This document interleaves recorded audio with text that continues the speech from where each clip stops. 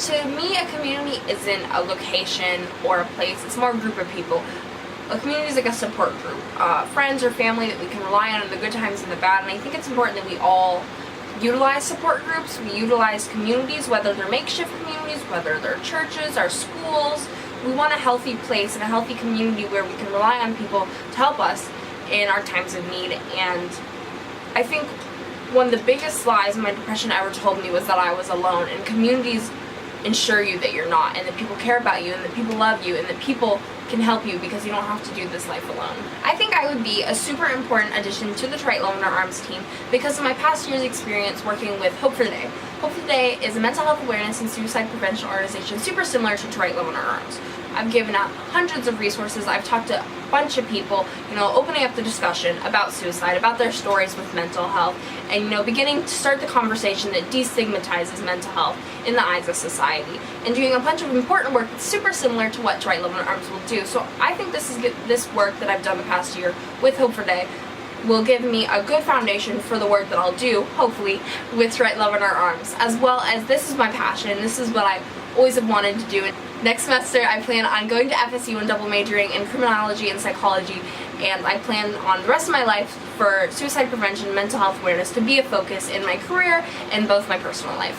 A major influence in my life has been music, and I think it always will be, because for me, in the darkest parts of my life and the hardest parts of my life is when I really truly discovered music, and I turned to music as a safe community, a safe place of people with like-minded individuals, and where I saw these amazing artists transforming their pain into something beautiful, something that I enjoyed and that made me happy.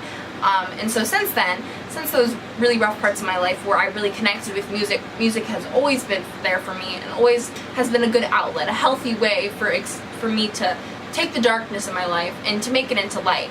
And so I will forever cherish the influence that music has had in my life and the music community as well. For us, how I influence others, I think the most important thing that we can do as people to influence others is just to love them and to have the hard conversations with them, to help them in their struggles, and just be a caring and loving person to these people who cares about them, who is willing to ask the hard questions and just discuss the tricky things.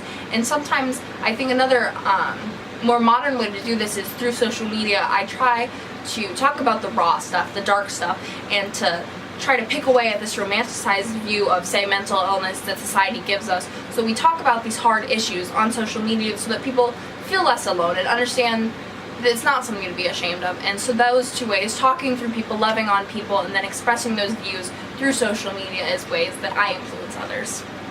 My biggest passion in this world is helping other people, and one way that I do that is through activism. I've always been taught that you have to be the change that you want to see in the world.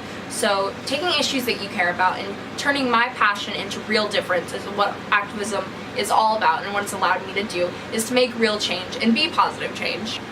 The most important conversation that I had in my life was probably the hardest. It's when I told my parents how bad my depression was, and that suicide was something that I had thought about, and I felt so ashamed, and I felt really insecure, and I felt scared to tell them, because that's such a heartbreaking thing for your loving parents to hear from you.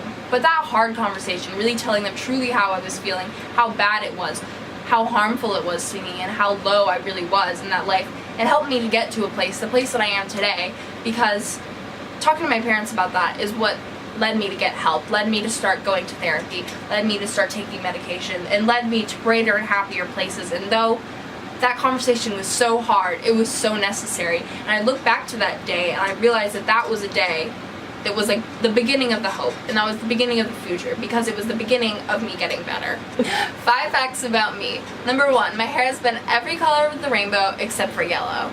Number 2, I learned American Sign Language in order to teach one of the nonverbal children that I work with so that I could communicate with her, and it's been an amazing journey.